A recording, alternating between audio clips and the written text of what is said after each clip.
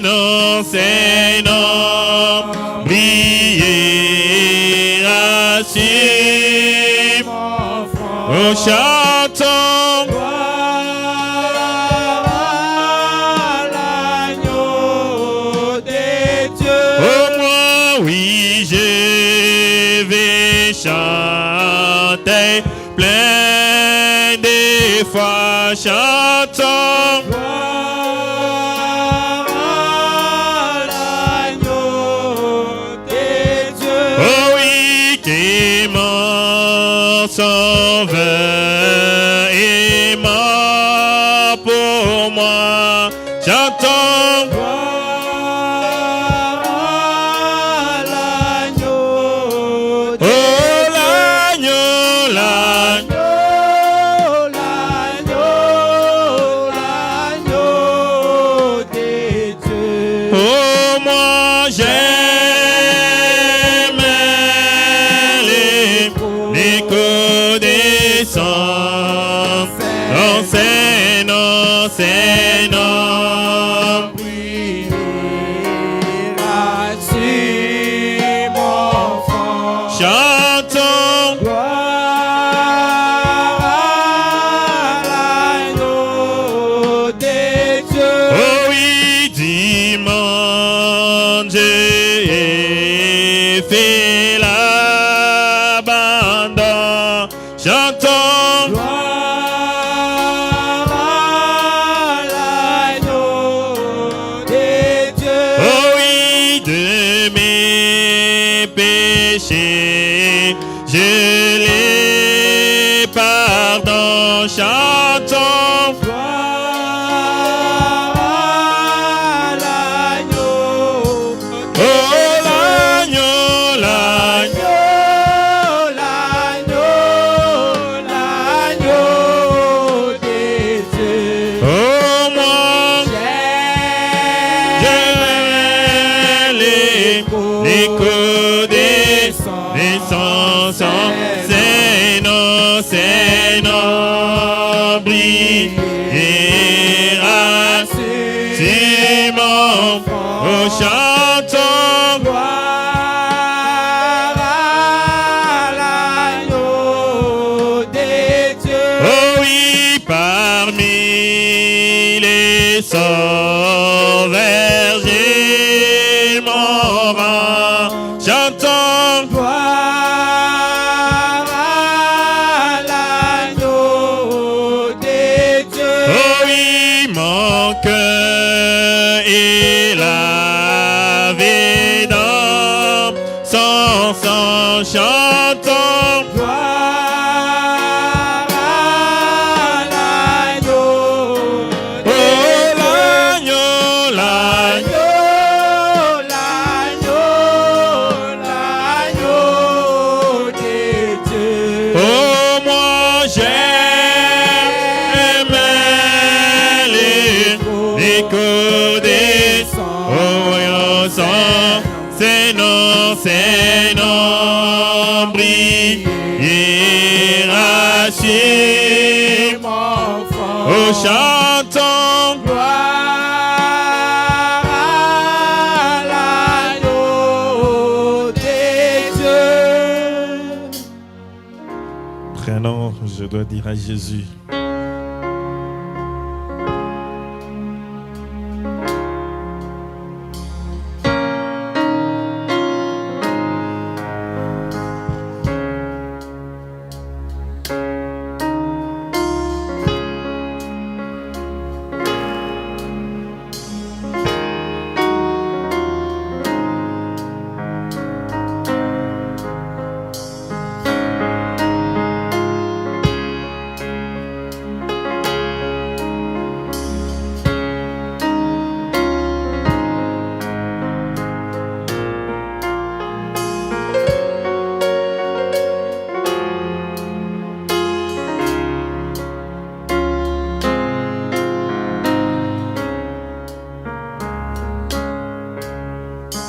Je dois dire à Jésus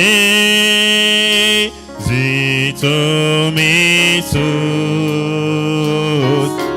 Oh, moi je n'ai pas, au moins seul mes femmes. Oh, oui, dans ma détresse, oh oui, il m'aidera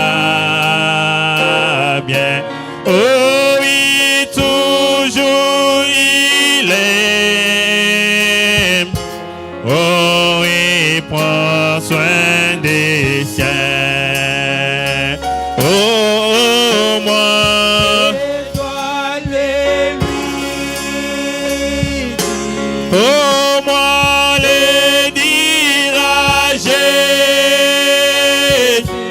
Oh, moi, je n'ai pas. Oh, moi, seul mes fardeaux. Oh, oui, je dois les lui. Oh, il les dira, oh oui, Jésus permet. Oh oui, oui, Jésus sait. Je dois dire à Jésus tous mes années. Oh oui, il est ami, bon, compatissant. Oh oui, si je lui demande, oh oui, il délivre. Il mettra vite fin à mes années. Oh, je dois les lui dire. Oh, moi le dirai-je. Oh, moi je n'ai pas. Oh oui, seul mes fardeaux. Oh oui, je dois les lui. Oh oui,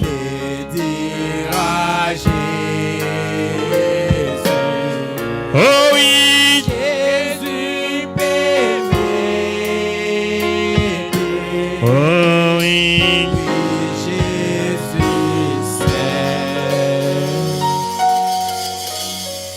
Amen. Je vous prie de vous lever si cela ne peut pas vous déranger.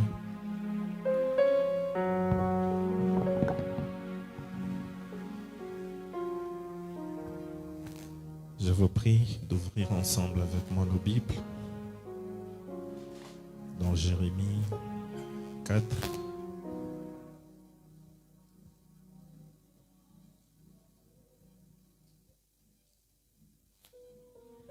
Nous lirons à partir du premier verset jusqu'au 4e. Pendant qu'on nous prépare, je l'entends et rit son guide. Nous lisons au nom du Seigneur Jésus. Si tu reviens en moi, dit l'Éternel, si tu ôtes tes abominations de devant moi, tu ne seras plus errant. Si tu jures, l'Éternel est vivant avec vérité, avec droiture et avec justice, alors les nations seront bénies en lui et se glorifieront en lui. Car ainsi parle l'Éternel aux hommes de Juda et de Jérusalem: défrichez-vous un champ nouveau et ne sémez pas parmi les épines. Circoncisez-vous pour l'Éternel. Circoncisez vos cœurs, hommes de Juda et habitants de Jérusalem. De peur que ma colère n'éclate comme un feu et ne s'enflamme sans qu'on puisse l'éteindre à cause de la méchanceté de vos actions. Amen. Nous allons nous approcher de lui avec ce cantique qui nous sera balancé au piano. J'ai longtemps erré sans guide.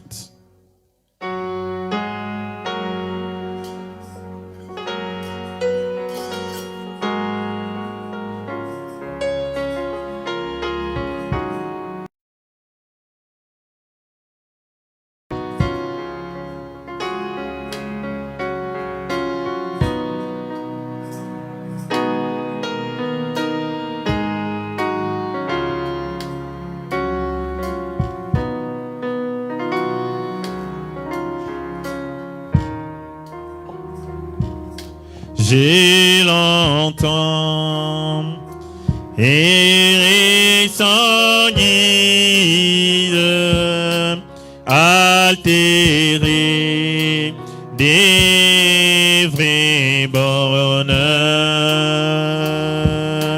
mais hélas, mon cœur avide n'est trouvé que la douleur.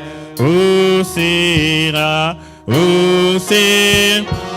sera la main puissante, oh oui, qui pour par son pour m'arrêter sur cette pente. Oh oui, oh déjà, je vois. Oh oui, un sauveur, Jésus lui-même. Oh oui, pitié de mon effroi. Oh oui, il me dit, pécheur, je t'aime. Oh oui, je vais au mon sang pour. Oh Jésus, oh Jésus, ta main puissante, oh oui, m'a sauvé de mon tombeau. Oh, et tu combles mon attente. Oh oui, par les dons d'un cœur nouveau, j'ai saisi cette assurance, c'est pardon qui m'a porté. J'ai livré sans résistance tout mon cœur, il est vous. Oh Jésus, oh Jésus, ta main puissante. Je vous prie de vous avancer dans la prière. Aidez mon tombeau, oh, et tu combles mon attente, oh oui, par les dents d'un cœur nouveau. Dans mon cœur impur, infime, j'ai reçu les Saint-Esprit, et c'est ça, divin m'affirme, que je suis à Jésus. Oh Jésus, oh Jésus, ta main puissante, oh il m'a aidé mon tombeau, oh et tu combles mon attente, oh il les donne un cœur nouveau. Maintenant, des joie en joie, mon sauveur me fait marcher, car la paix que Christ m'envoie, nul ne peut me l'arrache. Ah, c'est Jésus, ah, c'est Jésus qui me donne, oh oui, et sa paix et son amour. Oh, à Jésus, je m'abandonne désormais et sans détour.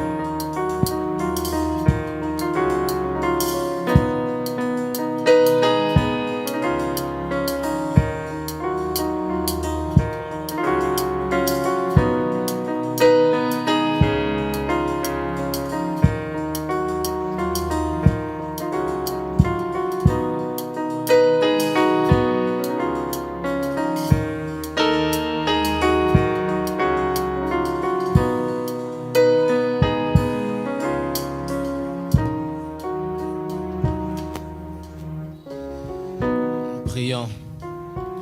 Seigneur Jésus-Christ, toi, notre Père et notre Papa, qui est comme toi, qui est comparable à toi, cher Père? Nous sommes venus devant toi ce matin avec nos fardeaux, avec nos péchés. Père Céleste, tu as dit que même si vos péchés sont rouges comme de la cramoisie, moi Dieu, je vais les rendre clairs comme la neige. Seigneur, nous croyons que nous ne sommes pas venus devant un homme, mais nous sommes venus devant toi. Seigneur, comme ta présence est déjà ici, Seigneur, manifeste-toi et que tout un chacun qui était venu avec un problème ne puisse pas sortir avec ces problèmes-là, Père. Oh Seigneur, toi le donateur des solutions, je crois de tout mon cœur, Seigneur, que la présence que tu as manifestée maintenant sera avec nous jusqu'à la fin, Seigneur. Oh, que toi le Dieu Tout-Puissant, qui est Seigneur Jésus, soit notre aleph et soit notre étave, soit notre commencement et soit notre fin. Que toi le Dieu du ciel, tu puisses être avec nous, Seigneur. Oh Père Céleste, sois avec nous dans toutes les étapes. L'étape de l'adoration, oh Seigneur, l'étape de l'écoute de la parole, Père. Que toi, le Dieu du ciel, tu puisses te manifester toi-même.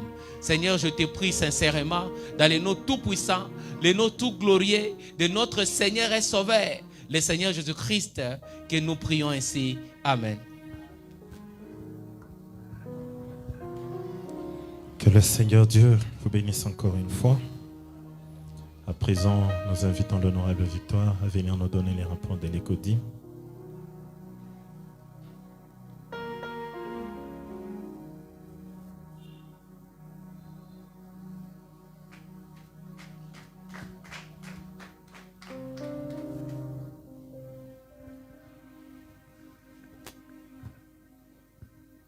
Que le Seigneur Dieu vous bénisse.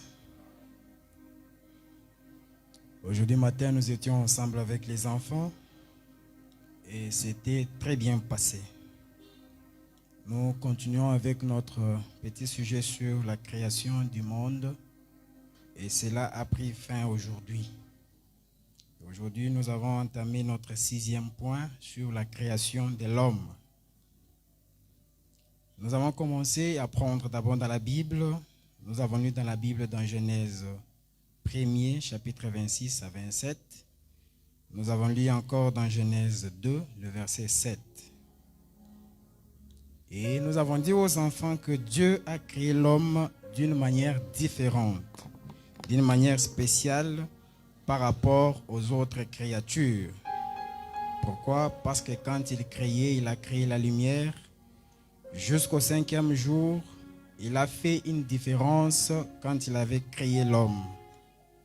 Laquelle des différences, Dieu a dit, faisons l'homme à notre image et à notre ressemblance. Nous avons dit aux enfants, il a créé l'homme à son image et aussi à sa ressemblance. Nous avons expliqué. Nous avons dit encore aux enfants que Dieu aussi a créé l'homme pour qu'il domine la terre, pour qu'il domine tout ce que Dieu avait créé avant, donc les animaux et le reste. Nous avons dit encore aux enfants de savoir comment Dieu a eu à créer l'homme. Nous avons pris cela dans Genèse 2, le verset 7.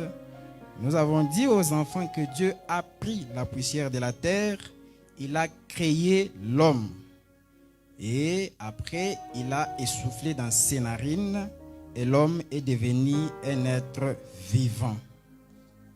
Et nous avons dit encore aux enfants que Dieu a béni l'homme et il les a dit de se multiplier et de remplir toute la terre. Et puis notre sujet continuait et les étapes aussi des questions que nous avons passées avec les enfants. Et les enfants s'appliquaient d'une manière merveilleuse. Le nombre des enfants, nous avons reçu au total aujourd'hui 15 enfants, dont 8 filles et 7 garçons. Les enfants avaient apporté une seule Bible, des Nouveaux Testaments, 4 blocs-notes, et ils ont eu à donner comme offrande 3500 francs. Et pour le reste, que le Seigneur Dieu vous bénisse.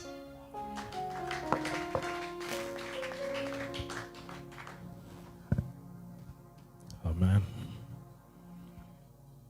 Que Dieu bénisse richement l'encadreur de nos enfants.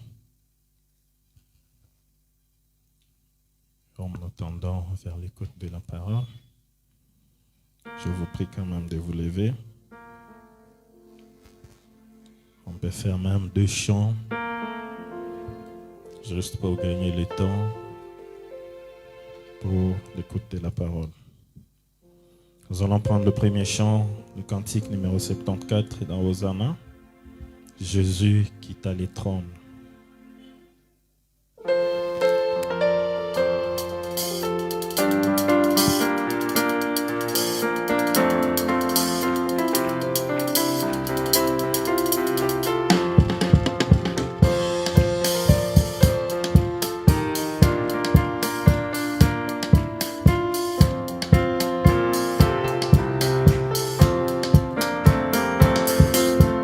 Jésus quitta les trônes et descend Père, et descendu ici bas sur la terre. Il accepta la crèche pour berceau, du roi des rois, le Fils du Dieu très haut. Oh oui, c'est vrai, je sais que il est écrit cela. Suffit pour moi que Jésus meurt au bonheur suprême. Oh, et la Bible le dit. Oh, oui, c'est vrai, je sais que oh, et il est écrit cela. Suffit pour moi que Jésus m'aime au bonheur suprême. La Bible me le dit. À tous les lieux portant la délivrance, faisons le bien, guérissons la souffrance et pardonnez aux pécheurs repentants. Il bénissait jusqu'aux petits enfants. Oh oui, c'est vrai, je sais que c'est. Oh oui, il est écrit. Suffit pour moi, mais au bonheur suprême. Eh ben la Bible me le dit. C'est vrai, je sais que il est écrit. Suffit pour moi que Jésus meurt au bonheur suprême. La Bible me le dit. Et fit Chloé sur la croix mépris. Lui justesse mourut pour moi coupable, pour me sauver son sang fut répandu. C'est pourquoi j'aime le Seigneur Jésus. Oh oui, c'est vrai, je sais que oh oui, il est écrit. Suffit pour moi que Jésus meurt au bonheur suprême. La Bible me le dit. Oh oui, c'est vrai, je sais que c'est. Oh oui, il est écrit. Suffit pour moi que Jésus meurt au bonheur suprême. La Bible me le dit. Jusqu'à vainqueur, il sortit de la tombe. Gloire à l'agneau divin, sauveur du ciel intercède pour moi. Il vient bientôt me chercher, je les crois. Oh oui, c'est vrai, je sais que c'est vrai. Oh oui, il est écrit. Suffit pour moi. Mais au bonheur suprême, la Bible me le dit. C'est vrai, je sais que c'est. Oh, il est écrit. Suffit pour moi que Jésus m'aime. Oh, bonheur suprême. La Bible me le dit. À Dieu soit la gloire par son grand amour. Dans mon âme noire s'est levé les jours. Jésus à ma place mourit sur la croix. Il m'offre sa grâce et je la reçois. Oh, gloire à Dieu, terre, écoutez, chantons, gloire à Dieu, monde réjouis-toi. Oh, venez au Père, Jésus vainqueur, que toute la terre chantons son nom. Gloire à Dieu, Dieu terre, écoutez, chantons, gloire à Dieu, oh oui, monde réjouis-toi.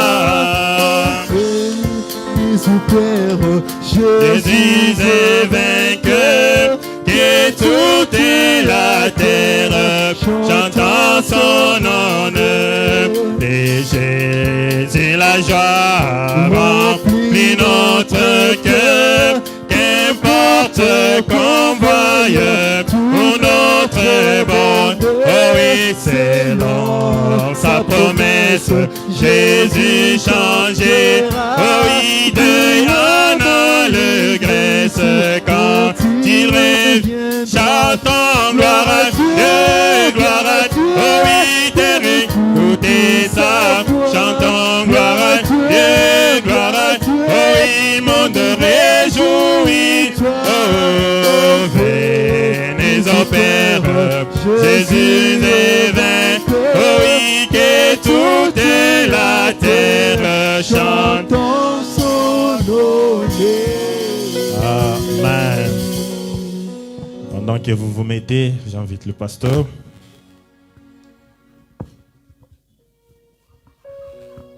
Le Seigneur Dieu vous bénisse. Que Dieu vous bénisse. Bénissons le nom du Seigneur Jésus-Christ pour l'opportunité que nous avons ce matin de tenir la maison de l'Éternel. Tunabariki Bwana Yesu Kristo kwa bahati anatupatia kwa nyumbani mwa Bwana. Avant de passer à l'écoute de la parole, Kabla ya kupita mkusikia kwa neno, je voulais que l'on puisse partager sur une petite chose. nilipenda tugawanyane kuhusu kitu kidogo. Je crois avec le conseil ensemble, Naamini pamoja na kikosi nous avions pensé que nous sommes censés rallonger notre temple jusque là où il y a les barrières. tuliwazia na tukafikiria kwamba ni vizuri turefushe kanisa yetu hadi na kule mlango ya mpango. Alors, cela devra normalement se faire avant le mois de janvier. Na ile kweli inapasha kufanika kabla mwezi wa kwanza wa mwaka ujao. Alors, nous avions eu à penser que c'est aussi possible de le faire la semaine prochaine. na tukawazia tukasema inawezekana tuifanye hata hii wiki ijayo, Parce que l'année prochaine, nous aurons de nouvelles directives. kwa maana mwaka ujao tutakuwa na mipangilio ya kuachana. Alors, nous avons besoin de quelque chose. Je vais demander à tous les frères volontaires de bien vouloir nous donner quand même ce dont nous avons besoin, dans plus ou moins avant le dimanche prochain. Kwa hiyo tutalazimishwa wandugu wa moyo mwema watupatie bitu fulani fulani kabla yenga imalizike. Quand nous avons eu à faire le devis complet, je vais revenir encore sur ça à la fin de la réunion. Wakati tulijaribu kufanya hesabu, nitairudilia tena kwa mwisho wa ibada. Nous avons compris qu'il nous faut pratiquement 20 tôles. Tukaona kwamba kabisa tuko na lazima na malata 12, 11 planches. mbao 11, Les clous, je ne sais pas comment déterminer. misumari sijue kama itatulomba kilo ngapi. Alors sur le 20 tôles, nous avons déjà 2 frères qui nous ont promis de nous donner 8 tôles. Mwile malata 12 kuna wandugu wawili walitulaka kutupatia malata 8. Il s'agit de frère Meshach et frère Ben. Ni ndugu Meshach na ndugu Ben.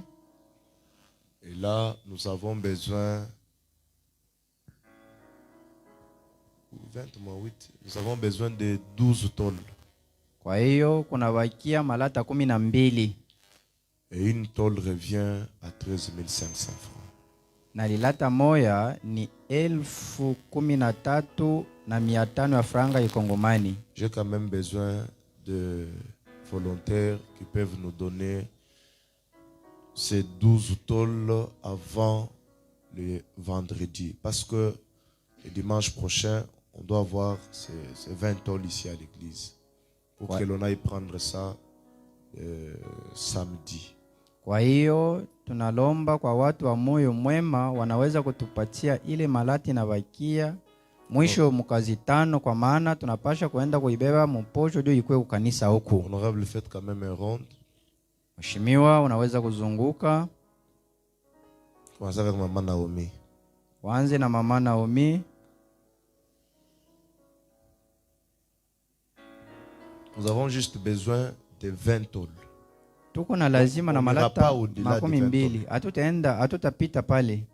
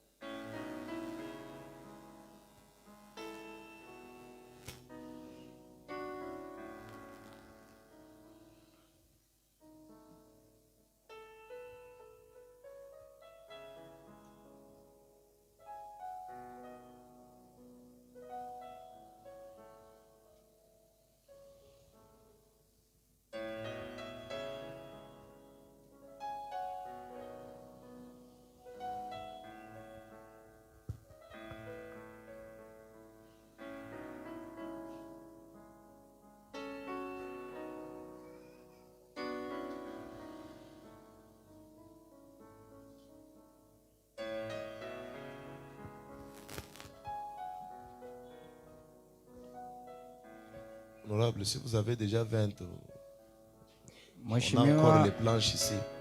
kama ushakuonesha malata 12, ushisabu kwamba tukingali na lazima na mambao.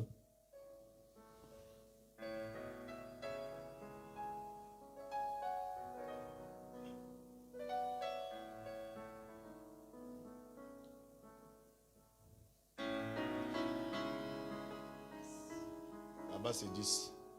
Kule ni Plus les 10. 8. Kuchanga na 8, 18. Ajoutez aussi 2. Ongeze tena 2. Nous avons besoin de 11 planches. Tunalazimishwa mambao 11. C'est ici où il y a un petit problème.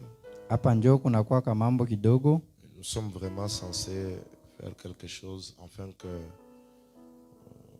la semaine en 8, que l'on puisse déjà enlever tous les tôles qui sont là pour que notre temple aille jusque là au mur. Kwa maana yenga ile itafata ya juma kesho tutakuwa nayo lazima ili batoshe ile malata yote iko pale. Il y a également des petites choses que je ne saurais pas citer ici. Tena Les kuko administrateurs prendront la responsabilité. tudogo tuweni sitaweza kutaja hapa, naamini wazamiri C'est wataishughulikia. comme les clous, les charnières et tous les autres. Misumari, masharniere na Et kadhalika. pour le courant, je crois que ils vont tous s'en charger. Na kwa vile vyote batahusika navyo. J'ai voulu prendre seulement le gros point. Nilipenda kubeba tu bitu vya nguvu. Alors, une planche revient à 15 000 francs. Mbao moya iko na 15,000 francs, 15,000. Nous avons besoin de 11 planches. Tunatafuta mbao 11. Je ne sais pas, honorable, faites encore une ronde. C'est tout Sijue ce qu'on aura là, ça va toujours aider. Question, mheshimiwa zunguruka yenye yote faciliter aux tutapata administrateurs la tâche. itatusaidia juu ya kuepusha wako wazamiri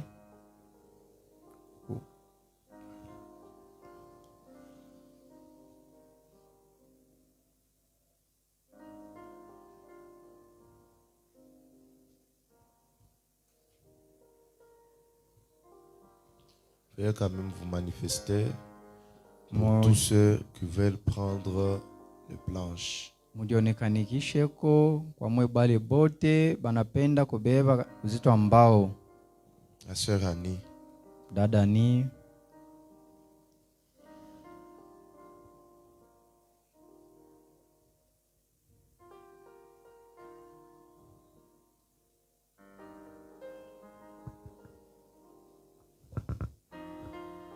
les honorables se sont rendus compte que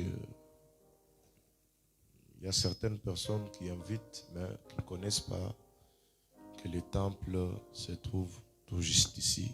Alors nous avons eu à décider de partir avec notre temple jusque là-bas devant. kwa maana waheshimiwa walituambia kwamba kuko waalikwa wengine wanasema hatuyaka sema ile fasi kuko kanisa, ndio pale tulibeba mpango ili tuichofeshe hadi kule kumulango. Veuillez quand même vous enregistrer. D'ici la semaine prochaine, les travaux doivent recommencer. Et c'est là, vu qu'il y a la pluie, si on doit les faire dans un jour ou 2 jours et ça finit. Kwa hiyo mujiandikishe ili yenga ijayo kazi yanze musiku moja wala 2 hivi kuko mvula ipate kumalizika. Donc on est censé avoir tout ce qu'il faut et Kwa hiyo procéder autrement. Kwa hiyo tunapasha kupata vyote vinafai tutumike ile kazi na tuimalize. Est-ce qu'il y a quelqu'un? Kuna tena mtu mwingine?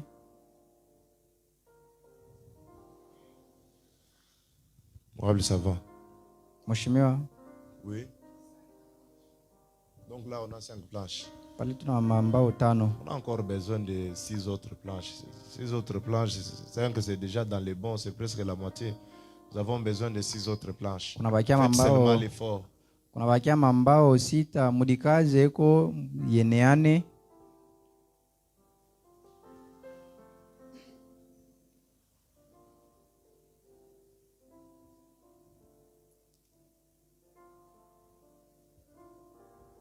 Bon, si ça ne va pas, Kama dimanche vibambe prochaine, on va revenir encore. yenga ijayo Pour tutairudilia que, tena kila au plus mtu tard, le mardi ou le mercredi prochain, que l'on débute déjà les travaux. ili mkazi 2 au mkazi 3 Si vous kazi pouvez yanze. m'amener un peu votre papier là. Unaweza niletea karatasi yenye unaandika, wandugu wanaandikisha kuleta.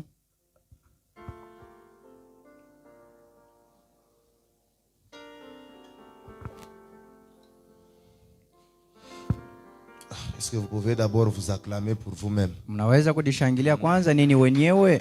Que le Seigneur Dieu bénisse très richement. Bwana Mungu azidi kumibariki. Je crois que vous avez fait quelque chose d'important. Naamini mnafanya kitu cha mafaa sana.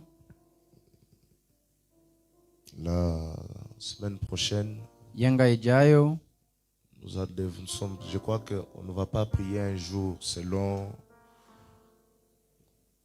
ce que nous aurons comme faisabilité pour débuter les travaux. Hatutaomba siku moja kwa maana tuone gisi gani tutafanya juu ya kuanza kazi. En tout cas, nous sommes censés travailler pour que nous repoussions le temple jusque de l'autre côté. Kwa hiyo tunapasha kweli kutumika ili tusogeze hekalu hadi ile ngambo ya Nous sommes kule. censés détacher tous les tôles qui sont derrière vous Tunapasha kutosha malata yote yenye kwa nyuma yenu. et travailler encore les tôles pour que nous commencions à mettre comme porte Na tuanze tena chaque fois qu'on n'a kutumika pas malata na culte kuweka pour la sécurité des instruments et des chaises. yo tuweke tena milango kule nyuma kwa ukingo wa viti na vyombo. Puis ça sera un peu de cette manière-là que nous allons procéder la semaine prochaine. Itakuwa mwile namna ndio tutenda yenga ijayo. Alors, pour ce matin, c'est le révérend Finet qui va nous apporter la parole. Kwa hiyo asubuhi ni mheshimiwa Fine ndio atatuhubiri. Nous allons fredonner ces cantiques et les huissiers vont nous les amener. Tutaimba mwimbo wakati wasimamizi wataenda kutuleta naye. Jésus a une table où les saints de Dieu sont nourris. Il invite son peuple, viens dîner.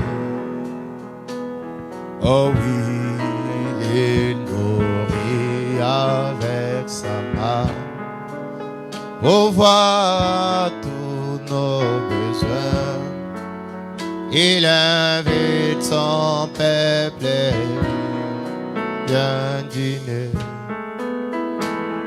Oh oui, viens dîner.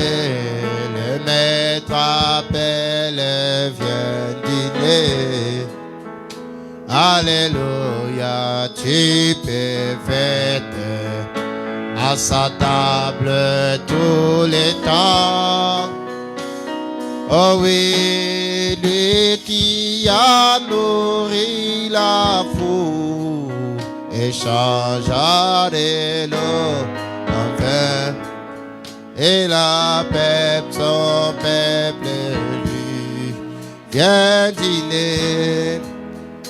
Oh oui, viens dîner. Le maître appelle, viens dîner.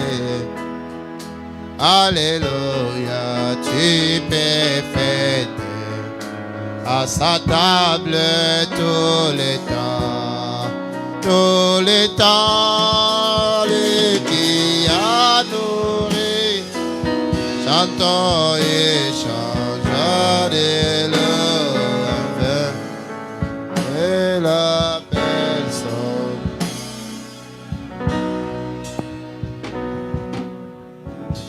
Que le Seigneur vous bénisse. Veuillez vous asseoir, maman.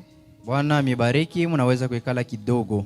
Nous vous saluons ce matin dans les pressions de notre Seigneur Sauveur Jésus-Christ. Asubuhi ya leo tunawasalimia nini wote mdia na damani ya Bwana Yesu Kristo. Nous sommes très infiniment reconnaissants au Seigneur Jésus-Christ pour la grâce qu'il nous a accordé de nous tenir devant de vous. Kwa hiyo tunamshukuru sana Bwana Yesu Kristo kwa neema anatupatia ili tusimame katikati yenu. Par la même occasion, nous remercions aussi notre cher pasteur pour la confiance qu'il nous a témoignée. Kwa bahati moja moja tunampigia asante mchungaji wetu kwa tumaini ambayo anatutumainia. En nous cédant sa chair ce matin. Ili atuachie aktari yake asubuhi ya 1 hadi 46. Nous lisons au du Seigneur Sauveur Jésus-Christ. Tunasoma mjina la Bwana Yesu Kristo. Le parent de Jésus allait chaque année à Jérusalem. Baba zake ya Yesu walikuwa naenda kila mwaka Yerusalemu à la fête de Pâques. ku karamu ya Pasaka. Lorsqu'il fit âgé de 12 ans, Alipoenesha umri wa miaka 12, ils y montèrent selon la coutume de la fête. wakapanda tena Yerusalemu kufuatana na kanuni ya karamu. Puis quand le jour fut écoulé Sasa wakati masiku ilimalizika et qu'ils en retournaient, na wakati waliporudia, l'enfant Jésus resta à Jérusalem. mwana Yesu akabaki Yerusalemu. Son père et sa mère ne s'en aperçurent pas.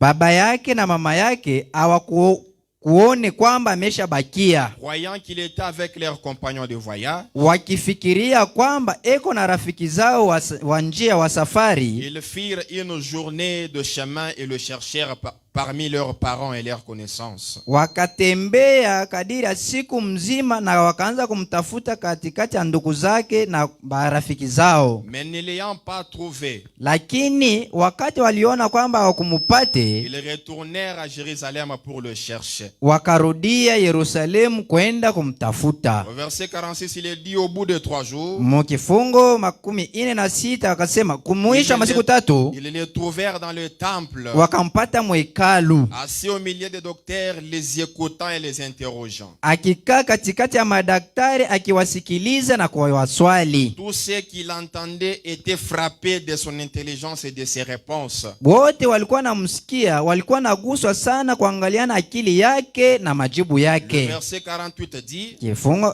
mstari 48 quand nasema, ses parents le virent, wakati baba zake wakamwona, ils furent saisis d'étonnement. wakashikwa na mshangao kubwa, Et sa mère lui dit, na mama yake akamwambia, mon enfant, mwanangu, pourquoi as-tu agi de la sorte avec nous? kwa nini umetutendea hivi?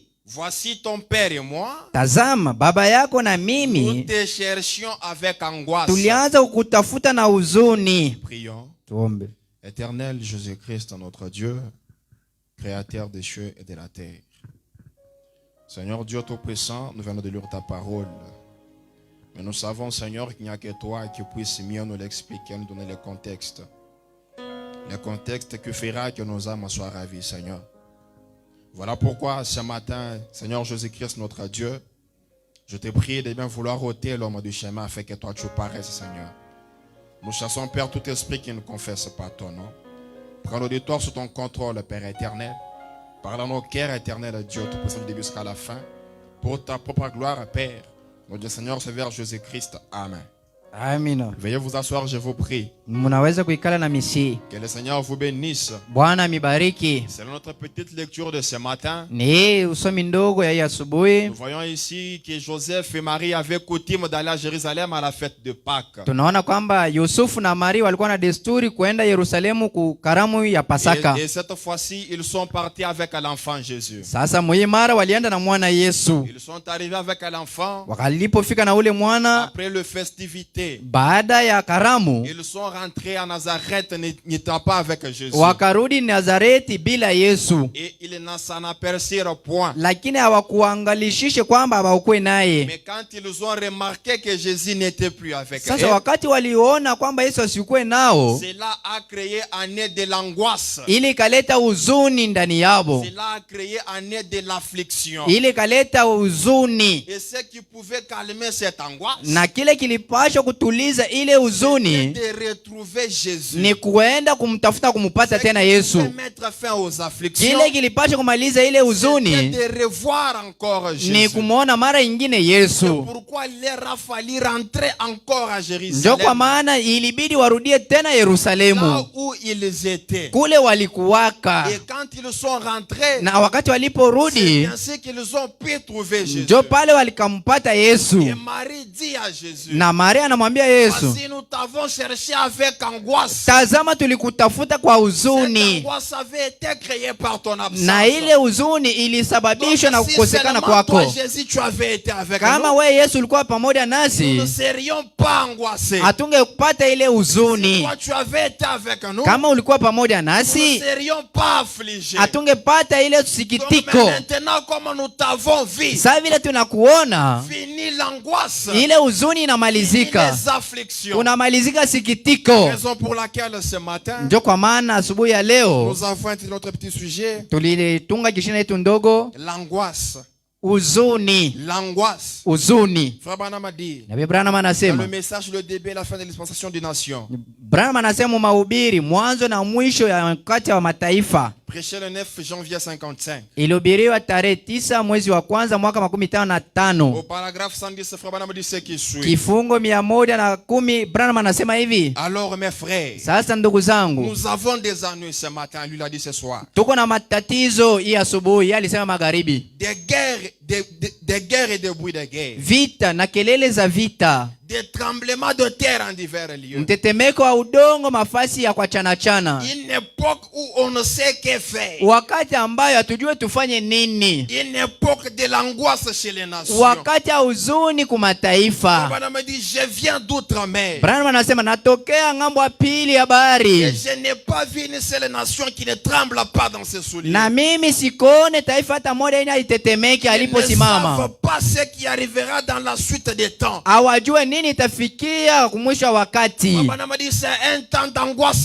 partout. Branham anasema ni wakati ya huzuni fasi zote, C'est presque tout le monde qui tremble dans ses ni souliers. batu bote banaanza kuogopa na On ne sait kutetemeka. pas ce qui va arriver par la suite. Hatujue nini itatokelea À baadaye. gauche et à droite, il y a des maladies. Kushoto na kume kuna À magonjwa, gauche et à droite, il y a des afflictions. kushoto na kume kuko La mahuzuni, pauvreté, la disette, n'en parlons pas. njala na umaskini ndio Et tusiseme, ces choses amènent de l'angoisse. na vile vitu vinaleta huzuni À telle enseigne que l'homme ne sait pas ce qui peut arriver à la minute qui suit. mukufikia kwamba mtu asijue kiani kitafuata baadaye. Mais ce matin, il y a une excellente nouvelle pour toi, mon Lakini frère. asubuhi kuna habari njema juu yako ndugu na Il y a dada. quelqu'un qui, quand on les rencontre, il met fin aux angoisses. Kuna mtu ambaye ukikutane naye huzuni Les inamalizika. Grecs se sont rendus compte de cela. Wakati waliona kwamba, Ils ont dit aux disciples, vous avez tellement bien prêché. wanasema mulihubiri vizuri Vous sana, avez tellement bien parlé. mulisema vizuri sana, Nous voudrions voir Jésus. lakini sisi tunapenda kumwona Yesu. Après que nous aurions vu Jésus, Kwa maana kabla sisi kumwona nos Yesu, angoisses, nos afflictions prendront fin. huzuni na sikitiko yetu itamalizika. Frère Branham a dit Nabii Branham anasema dans le message, mujumbe, la nourriture spirituelle au temps convenable. chakula njema wakati akufai, Chez les 18 juillet 65. ilihubiriwa tarehe 18 mwezi wa 7 Au mwaka paragraphe 6, Branham dit ce qui suit. kifungo 6. Nabii Branham anasema Il nous semble inaonekanika kwetu que nous sommes en train de traverser une grande période d'angoisse. ya kwamba tuko na katirisha wakati mwa wa huzuni sana, Une grande période de preuve. wakati kubwa ya vipimo na majaribu, Branham a dit une période où on ne sait que faire. wakati ambayo hatujue tufanye nini, Et où il y a de l'angoisse chez les nations. ambaye kuna huzuni mbele ya Où mataifa, toutes sortes de choses se produisent. ambayo vitu vya kila aina viko Branham a nafanika. dit, et parfois c'est comme si j'étais submergé. Branham anasema iko saa vile na mimi nilizamishwa, Partout je regarde, fasi yote mimi naangalia comme sur un. iko kama. Branham a dit, Branham à anasema bord d'un navire en pleine mer. ukipenda mumerikebu katikati ya bahari, Et on m'a confié le commandement du bateau. na wananipatia niendeshe ile merikebu. Branham pose la question. Branham ana swali, Comment allons-nous arriver à bon port? namuna gani tutavuka ng'ambo ya Il y a pili? une vague crétée d'écume arrive. Kuna mawimbi ya ajabu inalamuka mubahari, 100 fois plus grosse que mon navire. mara 100 bunene kupita merikebu yangu. Branham dit, Branham anasema mais nous franchirons la crête de chacune de ces vagues. na sisi tutatambuka kila mawimbi. Frère Branham a dit, Branham anasema nous sommes plus que vainqueurs. sisi tuko zaidi ya washindani. Branham a dit, Branham anasema par lui, kupitia yeye, c'est le capitaine. yeye ndio mwendeshi, kiongozi, Le capitaine en chef. kiongozi mwenyewe Il tient la corde au bout du navire. mwenye anashika kamba kule kumwisho wa merikebu, Il le fera passer au travers. naye ataitambusha kweli, Nous franchirons la crête de chacune de ces na vagues. tutatambuka kila mawimbi. Je suis en train de vous inviter ce matin. Niko na mialika hii asubuhi, Qui est en train de passer par les angoisses. Nini munapopitia mu mahuzuni? Il y a un navire, mes frères. Kuna meli ndugu Où zangu. le commandement a été confié à Frère Branham. Mwambaye ongozaji ilipewa na Branham. Et il y a de l'autre côté Na kuna kwa ngambo ya pili le capitaine Jésus-Christ qui tient la corde. kiongozi mkuu ambaye ni Bwana Yesu Cette anachipamba corde qui est kamba. attachée au navire. Ile kamba yenye kufunga Peu kumeli importe les vagues. haizuru Peu mawimbi,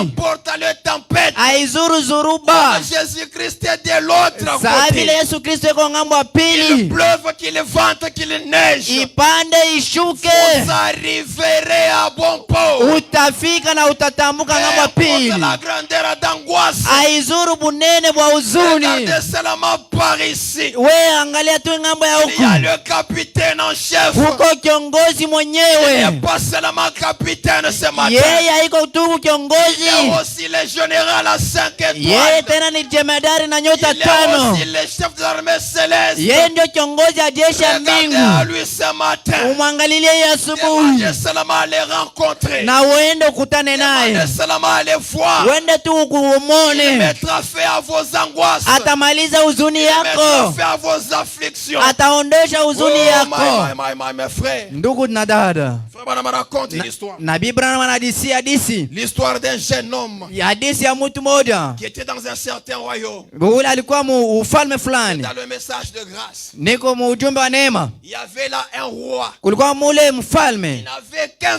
fils unique. alikuwa tu na mwana peke Le yake, seul sur qui il comptait. juu yake alikuwa anatumainia. Mais il y avait dans ce village un jeune homme jaloux. Sasa muile muji mulikuwa kijana moja wa bwivu, Tellement que le prince avait des privilèges. saa vile ule mwana mtalao, Ça ne plaisait pas à ces jeunes. saa vile ule mtawala alikuwa na Il a mafadhili. tué l'unique fils du roi. Ule bwana akasikia bwivu na akamuua. Le roi envoyait ses gardes. Sasa mfalme Le akatuma roi wanajeshi, envoyait ses militants. akatuma waskari wake, Traquez-moi cet homme. akisema mwende munitafutie ule Il doit mtu, être mis aux arrêts. naye anapaswa kufungwa. On a tellement cherché. Wakamtafuta sana Jusqu'à ce qu'on a mis la main sur lui. hadi na pale Il a walimunasa, été mis en prison. wakamweka Le mjela. roi se décide un jour. Sasa mfalme anabeba mpango siku Je vais moja quand même aller voir qui a tué mon ya fils. kwamba niende nikaone ule alimuniuya Le mtoto. roi arrive à la prison. Mfalme anakwea kule Frère kujela. Branham a dit, Nabii Branham il anasema, commence à converser avec les jeunes anaanza hommes. kuongea na yule kijana, Pourquoi est-ce que tu as tué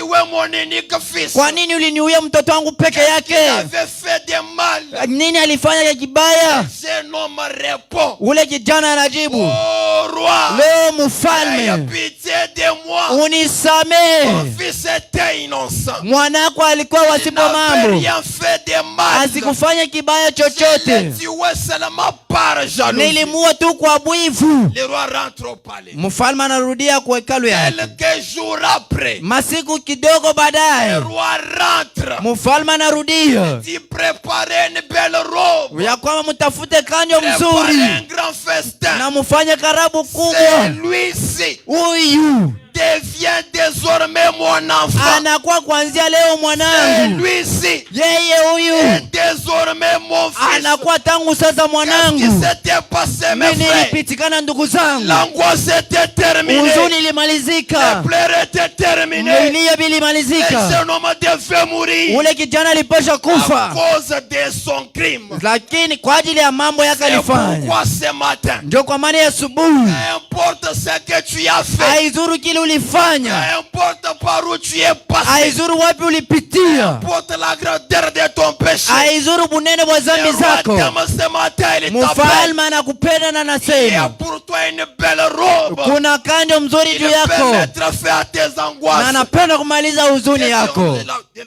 Que dirons-nous de cette femme Sasa tunasema nini kuhusu ule mwanamke qui est allée dans le de Frère Branham ule alienda kukutana na ndugu Branham avec un enfant décédé, na mtoto ule ashakufa avec un enfant sa vie? na mtoto bila uzima? C'était pour elle l'angoisse. Alikuwa anasikia huzuni, C'était une affliction. ilikuwa ni huzuni, Elle a usikitiko, tellement dérangé. na alihuzunika Elle sana, a tellement dérangé. aliuji sana. Branham dit à chaque mot, Branham anazimbia Jack Moore, toi et moi on se ressemble. we na mimi tunafanana, Va prier pour cet enfant. wende umwombee ule mwana. Avant que Jacques Moore ne parte, Kabla ya Jack Moore kufika kule, frère Branham reçoit la vision. Nabii Branham anapata ono. Il voit un petit bébé en train de sourire. Anaona mtoto mchanga yuko anacheka. Il dit à Jacques Moura, arrête-toi. Anamwambia Jacques Moura, anasema acha. Qu'on fasse venir cette femme. Bamwite ule mwanamke akuye. Les huissiers ne l'arrêtent Na pas. wasimamizi wasimusimamishe. Arrêtez personne ce matin. Usisimamishe mtu ya Parce asubuhi. que l'objectif c'est de venir voir Jésus. Kwa maana lengo ni kwenda na kumwona Les Yesu. angoisses sont tellement grandes. Mahuzuni ishakuwa mnene sana. L'objectif c'est de rencontrer l'homme de Galilée. Lengo ni kukutana na mtu wa La Galilaya. femme est arrivée devant Frère Branham. Wakati ule mwanamke alifika mbele ya William Branham a Branham, prononcé la prière. Branham alitamka maombi. Là sur place, Pale pale l'enfant a trouvé la vie. mtoto akapata uzima. C'est même Dieu est encore Dieu ce Ule matin. Mungu angali Mungu hata ya C'est même Dieu asubuhi. qui avait mis au feu aux angoisses. Ni ule Mungu alishimamisha ile Il mahuzuni. est encore Dieu ce matin. Angali Mungu ya asubuhi. Si seulement on peut croire. Kama tunaweza tu Si kuamini. seulement on peut croire. Kama tunaweza tu kuamini. Alors nous dire des gens si Carter. Sasa tutasema nini kuhusu George Carter? Tellement angoissé. Alikuwa na huzuni sana. Tellement angoissé. Alikuwa na huzuni sana. Tellement affligé. Alihuzunika A kweli. lutté pendant autant d'années. Alikombana miaka mingi. C'est qu'elle voulait Kila alikuwa anatafuta sa soif. kiu yake C'était comme la soif des Grecs d'autrefois. ilikuwa kama kiu ya Wayunani wa wakati wa Nous zamani. voudrions voir Jésus. Akasema tunatamani kumwona Mais Yesu. seulement Georgie Carter Sasa George Carter voulait voir Jésus sous sa forme d'aujourd'hui. alipenda amwone Yesu muumbo yake ya Elle leo. appelé frère Branham. Akamuita Nabii Branham. Appelé William Branham. Akamuita William Sa Branham. mère a traité frère Branham d'un imposteur. Mama yake alimuita Branham kama mtu wa uongo. Elle va prier. Sasa ataomba Elle demande que Dieu éloigne l'imposteur. ya kwamba Mungu atoshe ule Elle voit mnaocheza une mchezo. silhouette sur le mur. Anaona sasa picha moja kuguta, Ce qu'elle voit, c'est le Seigneur na Jésus-Christ. kule kulukuta anaona ni Bwana Yesu Et Kristo. quand elle montagnard de Kentucky, Anamwona ule mwana mlima wa elle voit le Kentucky. mari de Meda. Anamwona Bwana wa Elle Meda. voit frère Branham qui arrive. Anaona Nabii Branham akikuya. C'était quoi ça? Ilikuwa nini ile? Jésus-Christ qui venait rencontrer une âme. Ilikuwa ni Yesu Kristo yuko na Une kukutana na âme qui nafsi. était angoissée. Ile nafsi ilikuwa na huzuni. Frère Branham dit, Nabii Branham anasema Dieu Mungu peut quitter le trône anaweza kutoka même mekita pour enzi une seule âme. juu ya nafsi Et moja. tu as l'âme ce matin. Kama uko na nafsi ya Dieu asubuhi, peut quitter le trône Mungu pour anaweza toi. kutoka kuenzi Dieu juu yako. peut te visiter ce Mungu anaweza matin kutembelea et asubuhi mettre fin à tes na angoisses. kumaliza mahuzuni yako. George Carter a été consolé. Jory Katera Reçois ta alitembelezwa, consolation ce matin. alipokea faraja yako Reçois ta asubuhi. visitation ce matin. Pokea kutembelea kwako ya Sois asubuhi. affermi ce matin. Usikamizwe ya Sois asubuhi. consolé ce matin. Ufarijiwe ya Reçois asubuhi. ta guérison ce matin. Pokea uponyaji wako ya Fini asubuhi. les angoisses. Huzuni Fini le inamalizika, pleurs. kulia Fini le kunamalizika, lamentation. kuomboleza. Oh mes bien-aimés frères et Leo ndugu sœurs, na dada wapendwa, je me sens tellement bien. mimi najisikia vizuri Tu es sana. déjà ici. Mungu ashakuya Seulement hapa. vous pouvez le sentir. Kama unaweza tu Il kumsikia, peut rencontrer ta difficulté. anaweza kupambana na Il peut matatizo yako, rencontrer ton problème. anaweza kupambana na Il mambo peut yako, rencontrer ta situation. anapeza kukutana na mambo Ta yako. situation est tellement petite. Ile mambo yako ni kidogo Ton sana, angoisse est tellement petite. huzuni yako ni kidogo L'éternel sana. est tellement grand. Mungu ni mnene kubwa. Appelons Tukikumbushe, l'élément absorbant. yeye ni kitu kina meza, Il peut absorber ta maladie. anaweza kumeza Il peut magonjwa yako, absorber ta pauvreté. anaweza kumeza umaskini wako. Merci.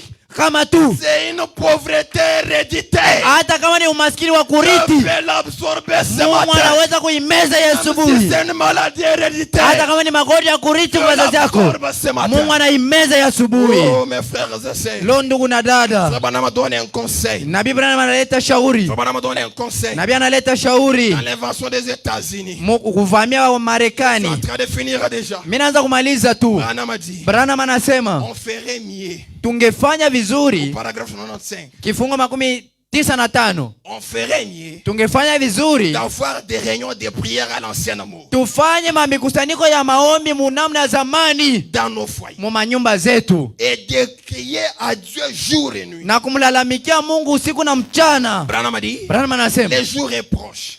wakati imekaribia, les temps de la détresse, wakati ya ole, les temps de l'angoisse, wakati ya huzuni. la Bible dit, Biblia inasema un jour obscur, siku ya giza, et nous y vivons. na tuko naishi muile siku. Aimez-vous les prophètes? Na munampenda nabii? Aimez-vous Branham ce matin? Munampenda Branham ya asubuhi? Écoute ce qu'il te dit. Musikie kile anakuambia. William Branham, écoute. Wewe ukiwa unapenda Branham fuata. Soyez certain de Dieu. Mahubiri kweli na uhakika na Mungu. Prêchez le 25 janvier 59. Ilihubiriwa tarehe 25 Januari mwaka 1959. Paragraphe 121. Kifungo 121. Frère Branham a dit. Nabii Branham anasema. Frère Branham a dit. Branham anasema. Frère Branham a dit. Nabii Branham anasema. Honorable Branham a dit. Mheshimiwa Branham anasema. Pensez-y. Muifikirie. Tandis que nous prions. Muile wakati tuko naomba.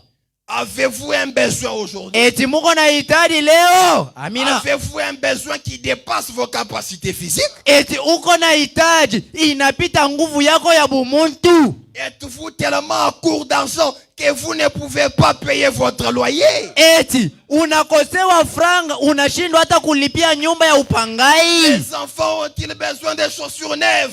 Watoto yako banatafuta wapateko biato vya sasa, et vous n'avez pas l'argent pour le les racheter. na unashindwa fedha juu banunulie Et nayo. est-il vide chez vous? Eti mbekechi yako inakuwa wazi Et la kwako, riche à peu sèche. na mtungi yako ya mafuta Vous ne inakauka, pouvez pas acheter du forage pour votre bétail. na unashindwa kuuza chakula juu ya ngombe zako. Branham a dit, Branham anasema quelque chose ne va pas. kitu fulani akiendeki. Souvenez-vous, Kumbukeni, il a fait une promesse. alifanya ahadi yake. Souvenez-vous ce matin. Kumbukeni asubuhi ya leo, L'Éternel a fait une promesse. Bwana alituahidia. Frère Branham a dit, Nabii Branham les anasema dieux de cet âge mauvais. mahubiri, Mungu wa hii kizazi mbaya. L'avant-dernière citation. Kabla mahubiri ya kabla ya mwisho C'est un message.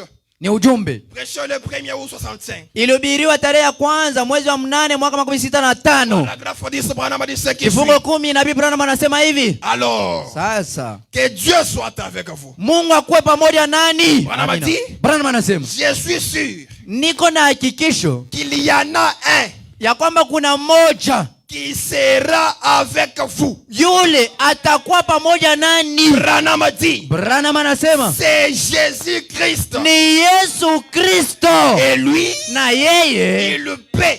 anaweza. Il est la seule personne. Ni mtu peke yake, La seule personne omniprésente. mtu peke yake anakuwa mahali Frère pote. Branham a dit, Nabii Branham anasema et il est aussi omnipotent. naye tena ni Mungu mwenye kuwa na uwezo wote. Frère Branham a dit, Nabii Branham toi anasema qui n'as pas les loyers, wewe ula una toi qui ne sais pas comment nyumba, appeler les chaussures aux enfants, wewe unashindwa kuuzia watoto wako Branham a dit vilako. ce matin, Branham anasema asubuhi il peut donc anaweza basi pouvoir à tous les besoins.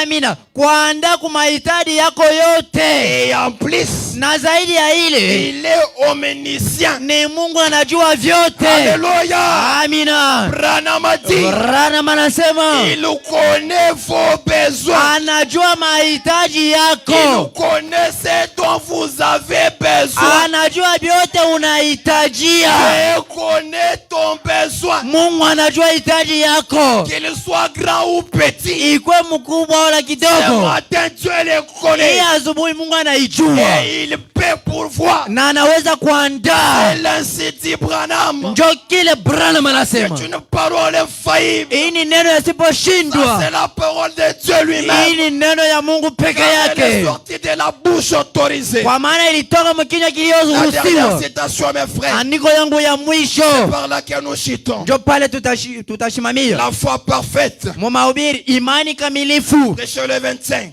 Ilihubiriwa tarehe août 25 63. mwezi wa 8 mwaka 1963, Paragraphe 183. kifungo 183. Branham a dit ce qui Nabii suit. Branham anasema hivi, Savez-vous ce que je vous ai fait? eti mnajua kile nilimifanya? Vous m'avez appelé votre pasteur. Muliniita mchungaji wenu, Et vous dites bien. Na pale mnasema kweli. Car je le suis. Kwa maana mimi niko mchungaji Si wenu. moi en tant que votre pasteur. Sasa kama mie kama mchungaji wenu. Et été identifié par Jésus-Christ comme faisant son œuvre. Nilitambulishwa na Yesu Kristo kama anayefanya kazi lake. Branham a dit. Branham anasema. Alors, sasa croyez ma parole. Muamini basi neno langu. En faisant cet acte de foi. Mukifanya ile tendo ya imani. Amina. Alléluia. Amina. Est-ce qu'on peut faire cet acte de foi? Tunaweza kufanya ile tendo ya imani. En nous imposant les mains les uns aux autres. Tukiwekeana mikono wamoja na wengine. Est-ce qu'on peut faire ça ce matin? Tunaweza kufanya vile hii asubuhi. Je crois de tout cœur. Naamini na moyo wangu wote. Seigneur Jésus-Christ ya kwamba Bwana Yesu Kristo yuko hapa. Oh, toi stérilité. Wewe utasa. Ta place n'est pas ici. Fasi yako haiko hapa. Toi pauvreté. Wewe umaskini. Ta place n'est pas ici. Fasi yako haiko hapa. Toi regret. Wewe huzuni. Ta place n'est pas ici. Fasi yako haiko hapa. Est-ce qu'on peut faire ça mes frères? Tunaweza kufanya vile ndugu. Imposons-nous les mains les uns aux autres. Tuwekeane mikono wamoja na wengine. La conduite de William Branham. Ile ni uongozaji wa William Branham. Branham a dit. Nabii Branham anasema. Sasa. Voyez ma parole. Tuamini neno langu. En faisant cet acte de foi. Tukifanya ile tendo ya imani. En vous imposant le main. Na tukiwekeane mikono wamoja na wengine. Kwa maana Branham anasema. J'ai condamné la maladie. Mimi nahukumu magonjwa. Nilihukumu mauzuni. Nilikuwa na miangamiza. Nilihukumu magonjwa. Nilihukumu mauzuni. Croyez-les. Ainsi vous recevez la réponse. Branham précise. Peu importe ce que c'est. Car toutes choses sont possibles à ceux qui croient. Branham a dit. Et quand vous priez, croyez que vous recevez ce que vous avez demandé. Branham a dit. Et je crois vraiment que je les reçois. Et dans mon cœur, j'accepte. J'accepte chacune de vos guérison. Branham déclare. J'accepte que c'est accompli. Je le crois. Je le crois avec tout ce qui est à moi. J'ai aussi posé ma main sur ces mouchoirs qui sont là. J'ai surveillé cela de près. Je crois qu'ils se produiront exactement ce que les gens ont demandé. Ce matin, mes frères et sœurs, alors que vous êtes debout, alors que Dieu est ici, profite de cette onction. Prospère dans tout ce que tu fais. Sois béni. Sois délivré. Sois guéri. Que le Seigneur vous bénisse.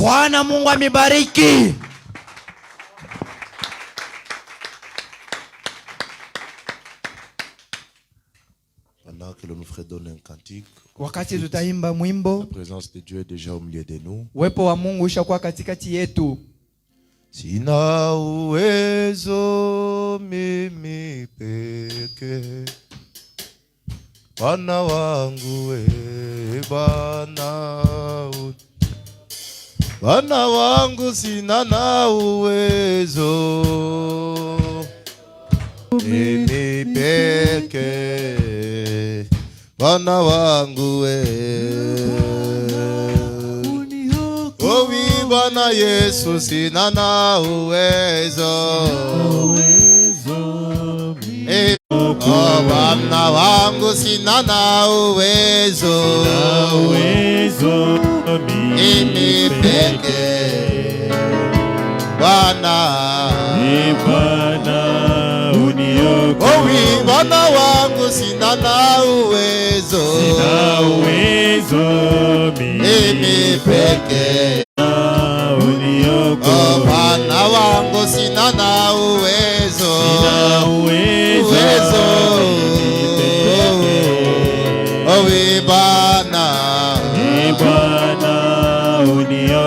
Bwana wangu sina na uwezo, mimi peke Bwana makola oso amanya lelo, makola oso amanya lelo, Yesu kizambiwe. Oh, makola oso amanya lelo, makola oso amanya lelo, Yesu kizambiwe. Oh, bena buloje ba amanya lelo, makola oso amanya lelo, Yesu kizambiwe. Oh, bena miyambi ba amanya lelo, makola oso amanya, oh we amanya lelo, Yesu kizambiwe. Oh we bena buloje ba amanya lelo, makola oso amanya lelo, Yesu kizambiwe. Oh we bena miyambi ba amanya lelo, makola oso amanya lelo, Yesu kizambiwe. Oh we bena miyambi ba amanya lelo, makola oso amanya, oh we amanya lelo, Yesu kizambiwe. Oh oui, tout puissant Jésus, Jésus tout puissant. Oh oui, tout puissant Jésus. Oh oui, alléluia, alléluia, alléluia Jésus. Jésus tout. Oui, alléluia, alléluia, alléluia Jésus. Jésus tout puissant. Oh oui, m'a aimé Jésus. Oh oui, m'a aimé Jésus. Oui, alléluia, alléluia, alléluia Jésus.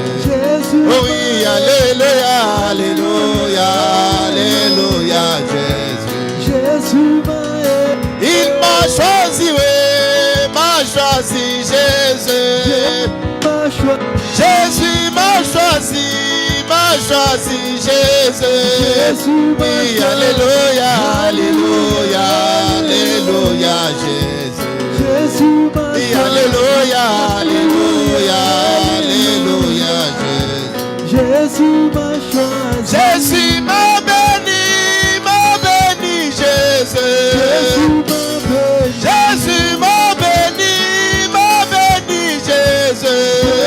Oui, alléluia, alléluia, alléluia Jésus. Oui, alléluia, alléluia, alléluia Jésus. Oh oui, m'a sauvé Jésus. Jésus m'a sauvé Jésus. Oh oui, alléluia, alléluia, alléluia Jésus. Oui, alléluia, alléluia, alléluia Jésus. Oh oui, m'a guéri Jésus. Jésus m'a guéri Jésus. Oh oui, alléluia, alléluia, alléluia, alléluia, alléluia, oh oui, alléluia. Oh oui, il est là Jésus.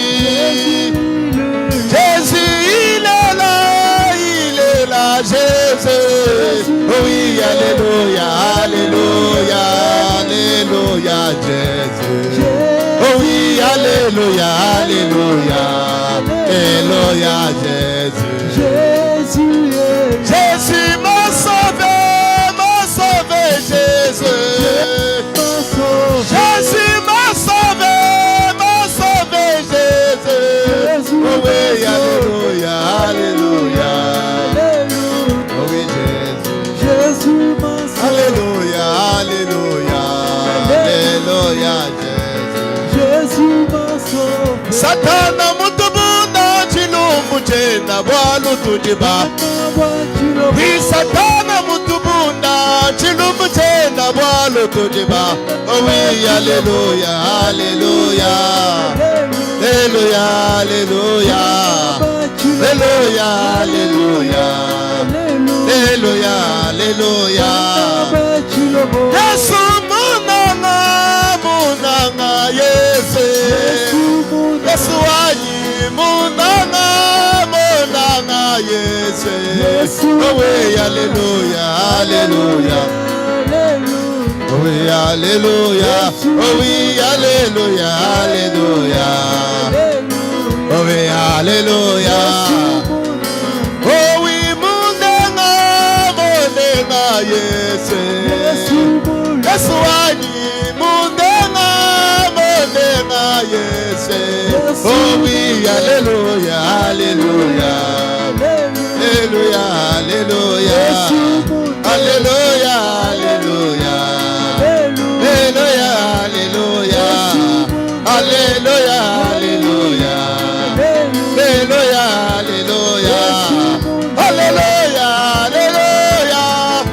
Alléluia, alléluia. Alléluia, alléluia. Alléluia, alléluia. Alléluia, alléluia. Alléluia, alléluia. Alléluia, alléluia. Oh oui, alléluia. Alléluia, alléluia. Alléluia, na Yesu. Alléluia, alléluia. Alléluia, na Yesu. Alléluia, alléluia. Alléluia, na Yesu. Alléluia, alléluia. Alléluia. Tujitima nejisanga toko tumbisha Yesu. Alléluia, alléluia. Tujitima nejisanga toko zanjika Yesu.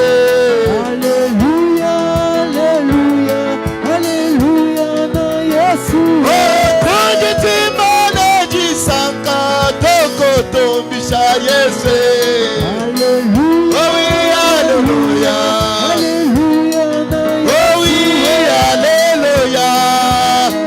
Oh oui, alléluia. Oh, alléluia. Dis-moi alléluia. Dis-moi alléluia. Dis-moi alléluia. Dis-moi alléluia. Dis-moi alléluia. Dis-moi alléluia. Alléluia, alléluia.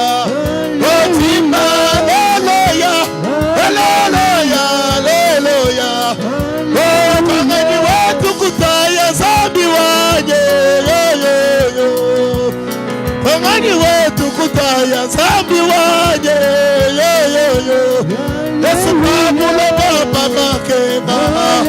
Pamula baba lokeno.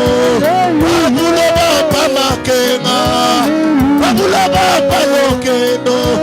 Pangani wetu kutaya. Pangani wetu kutaya. Oh, tima haleluya. Tima haleluya. Oh oui, tima haleluya. Tima haleluya. Oh, tima haleluya. Tima haleluya. Haleluya. Tima haleluya. Oh oui, haleluya. Alléluia. Alléluia. Alléluia.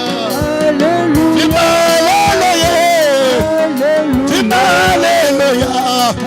Oh, pangani wetu kutwaya. Pamula baba lokeno. Pangani wetu kutwaya. Pamula baba makena. Oh, pangani wetu kungaya. Pamula baba lokeno.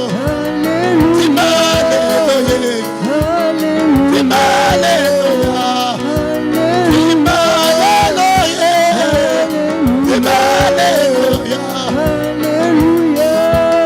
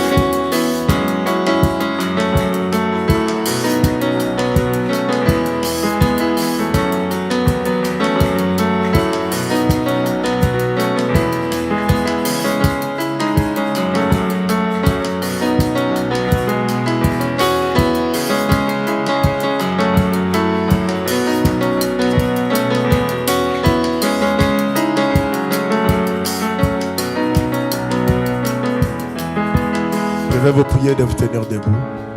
Tamiomba mupate kusimama bwima. Nous allons tous nous imposer les mains. Tenons nos mains par la main.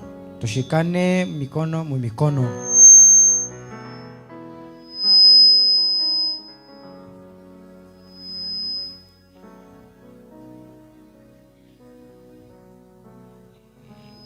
William Branham a dit, quand je serai parti, William Branham alisema nitakapoenda je n'irai pas avec la colonne de feu dans la tombe. sitazikwaka na nguzo ya moto kaburini. Cette grande colonne de feu restera dans l'église. Hii nguzo kubwa la moto itabakiaka mkanisa. Et quand je serai parti, Na nitakapoenda restez et chantez, crois seulement. bakieni na mwimbe mwimbo amini tu. Comme c'est la chanson de l'ange, Sa vile ni mwimbo wa malaika, les devins ont leurs chansons pour invoquer les mifumu ancêtres. mifumu iko na nimbo zao ya kuita nayo bankambo. Et nous, notre prophète nous a laissé une seule chanson. Na nabii wetu alituachia mwimbo peke yake ya kumwalika nayo Mungu. Pour également invoquer nos ancêtres. Njo tualike pia nkambo zetu mukiroho. Crois est possible.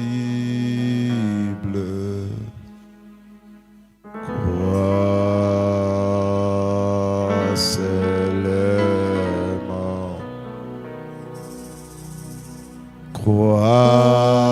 Crois seulement. Chantez tous. Imbe sisi wote. Crois seulement.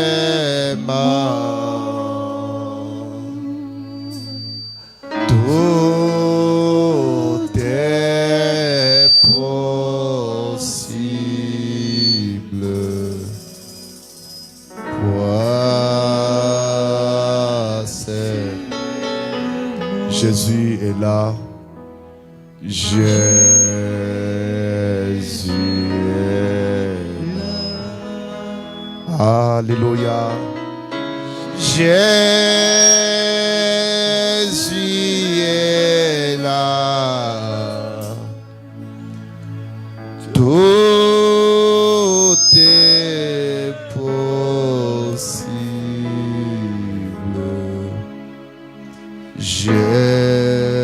Jésus, oui, je le crois. Oui, je le crois. Oui, je le crois.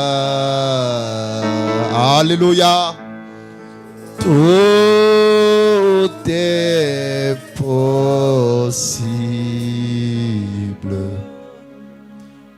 Oui, je le crois. Seigneur Jésus, Dieu notre Père, Dieu notre Roi. Alors que nous nous approchons au-devant de toi en appliquant cet acte de foi, comme les apôtres autrefois, Seigneur Jésus-Christ, pour te représenter que nous sommes d'un commun accord. Voilà que nous nous sommes joints nos mains.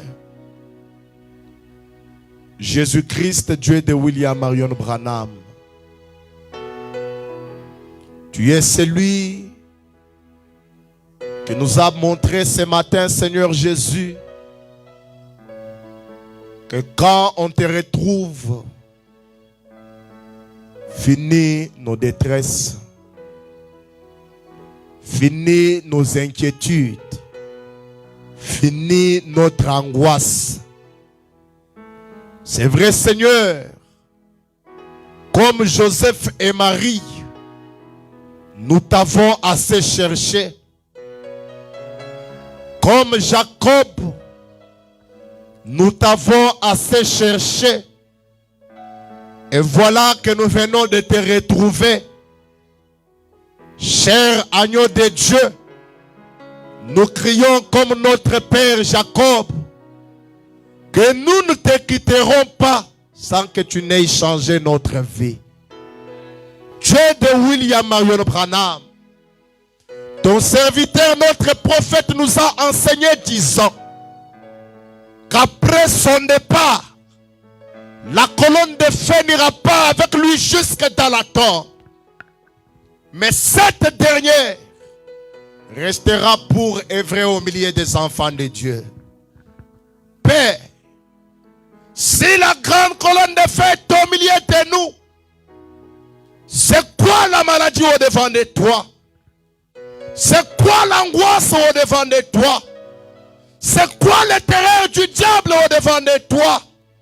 Seigneur Jésus-Christ, Dieu notre Père, par l'autorité de la parole, par la puissance du Saint-Esprit, par les pouvoirs célestes qui nous a été conférés, j'ordonne à toute puissance maléfique, à tout esprit de l'enfer, de quitter le corps de tes enfants, au nom de Jésus-Christ. Toi, Satan, assez tu as lié les enfants de Dieu, mais en ce moment, je viens avec la commission pour te renvoyer de ces lieux, pour te chasser de leur vie et te dire que ton contrat est fini, et te dire que ta saison est finie, et te dire que ton complot est fini. Laisse les enfants de Dieu libres. Laisse le peuple de Dieu libre. Laisse cette prospérité libre. Ils ont la promesse qu'ils doivent être bénis. Oh Dieu, je te prie, Seigneur Jésus-Christ, de manifester cette promesse. Ils ont la promesse qu'ils seront en sécurité. Oh Dieu, nous te prions d'apporter la sécurité à ce peuple. Seigneur, ils ont la promesse qu'ils seront réellement guéris. Oh Dieu, accorde la guérison maintenant même. Au nom de Jésus-Christ. Seigneur Jésus-Christ, Dieu notre Père, tu es celui qui nous a dans ta parole que nul n'a jamais entré dans la présence de Dieu et ressortir les mêmes. Oh Dieu notre Père, nous avons cru que nous sommes dans ta présence ce matin. Si mon frère était malade, si ma soeur avait un problème, si notre voisin avait une difficulté quelconque, à cause de cette présence surnaturelle, qu'il retrouve la guérison au nom de Jésus-Christ. Dieu notre Père et notre Roi, nous croyons avec sincérité dans la sainte parole, dans tes saintes écritures. Seigneur Jésus-Christ, tu es celui qui nous a dans ta parole. Que la parole est notre absolu, que la parole est notre appui. Et c'est là que nous nous tenons, Seigneur Jésus, par l'autorité du Saint-Esprit. Toi l'esprit satanique, toi la puissance de l'enfer, qui serait venu pour tourmenter les enfants de Dieu, qui serait ici pour tourmenter la vie des enfants de Dieu. Au nom de Jésus-Christ, j'aimerais tout simplement te rappeler, tu connais qui est le Seigneur Jésus, tu connais qui est William Branham, tu connais qui je suis. Par l'autorité du Saint-Esprit, tu es chassé de ces lieux. Au nom de Jésus-Christ, laisse le peuple de Dieu libre. Laisse les enfants de Dieu libres. Seigneur Jésus-Christ, que cette saison soit leur saison. Que cette saison soit leur saison, Seigneur. Que la puissance du nom de Jésus-Christ œuvre en ces lieux. Que la puissance du nom de Jésus-Christ se manifeste réellement, Seigneur. Je les abandonne à toi. Je les confie entre tes saintes mains. Croyant avec Seigneur Jésus-Christ, notre Dieu.